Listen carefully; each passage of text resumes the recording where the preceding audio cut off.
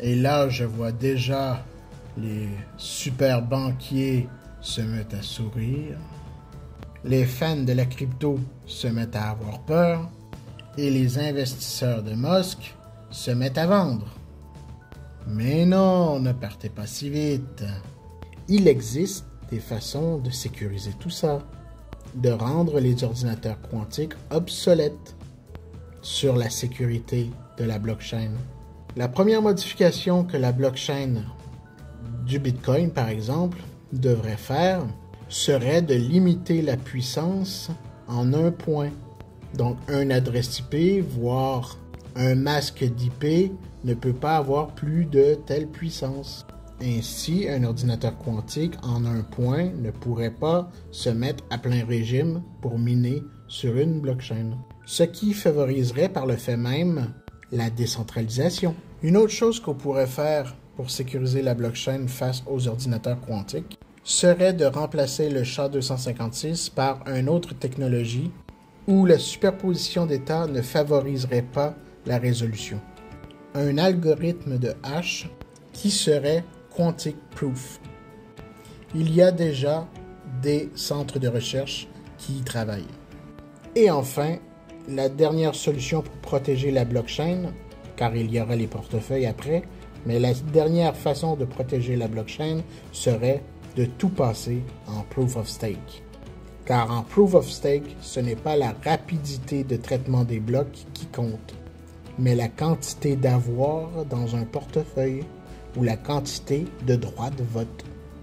Donc on peut dire que les blockchains à proof of stake sont déjà quantic proof, comme bientôt le sera Ethereum 2.0. Donc maintenant, comment sécuriser un portefeuille de blockchain? Commençons par la Bitcoin par exemple.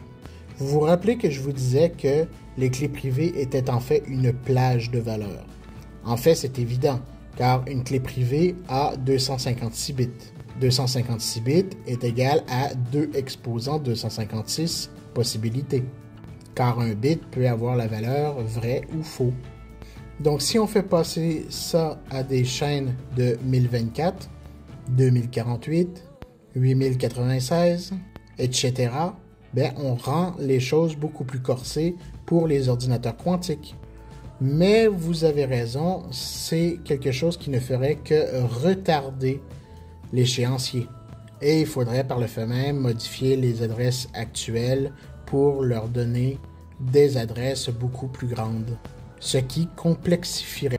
Une autre possibilité serait de rendre les clés privées variables, donc ne pas avoir une taille exacte. De cette façon, ça élargirait de façon exponentielle la plage. On pourrait ajouter à ça de l'encryption, on pourrait ajouter à ça beaucoup de choses, mais ce serait encore toujours de repousser l'échéance. Pousser l'échéance de plus en plus loin pour que les prochaines innovations technologiques ne soient pas dangereuses. Il reste que les ordinateurs quantiques seront toujours un défi pour tout ce qui a trait à la cryptographie, pas juste la blockchain. Avez-vous pensé au brute force qu'il pourrait y avoir comme logiciel dans un ordinateur quantique? Il pourrait retrouver votre mot de passe en un claquement de doigts. Ceci dit, je vous ai trouvé des solutions en quelques minutes. J'ai confiance qu'on trouvera toujours une solution.